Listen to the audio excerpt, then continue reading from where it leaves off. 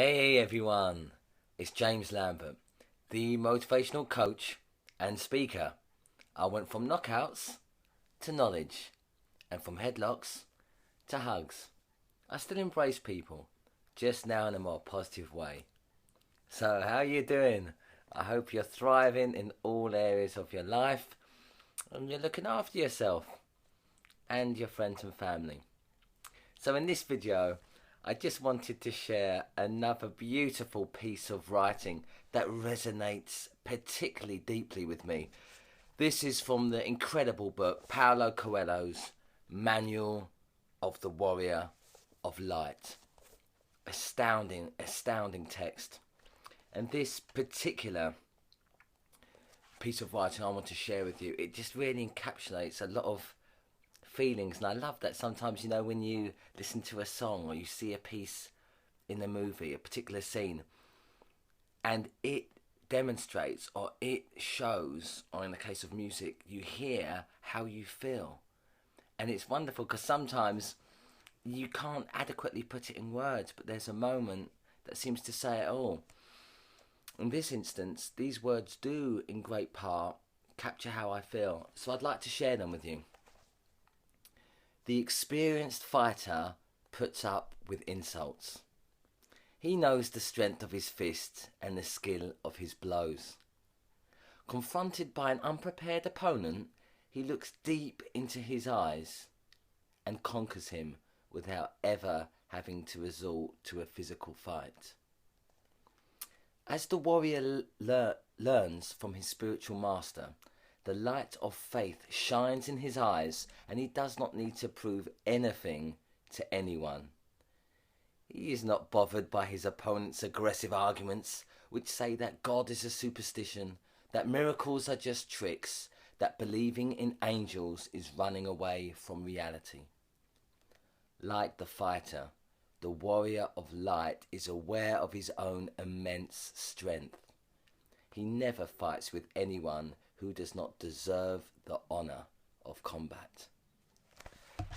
Great piece of writing. Just staggering, and in my own life, I have seen that to be so incredibly true. Particularly when confronting unprepared opponents. Occasionally on the door, and often fighting inside and out of the ring. I conquered my opponent without ever having to resort to a physical fight. And it's sort of like a state of mind. Those that have been involved in physical confrontation will understand. But it's a very powerful thing. Very powerful indeed. And I just love that bit, that how when you're not bothered by your opponent's aggressive arguments, because you reach this beautiful space where you allow others the freedom of their opinion. And it's particularly liberating because you can, it's very interesting because you don't lay claim to anything too overtly. You see, when you are literally weak, you try and hide that by physical dominance, and you so strongly cling to your opinions, as I once did, because you are inherently scared. And the ego clings to identity like nationalism or opinion or having to win every conversation because it's scared. And I've realised that when you allow others to have their opinions, even when they can differ from yours and differ quite drastically, there's a wonderful liberation. You know what you know, and you allow others the freedom to be who they are today, allowing for their potential to change for the better.